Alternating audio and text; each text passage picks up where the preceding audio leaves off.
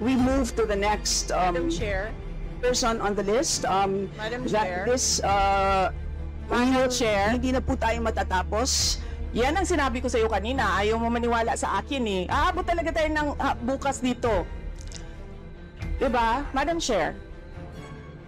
Is this an inquiry regarding... He said. Yes, and Yes, please, I ma'am. remind also our Yes, ma'am. resource persons to please act in a respectful manner.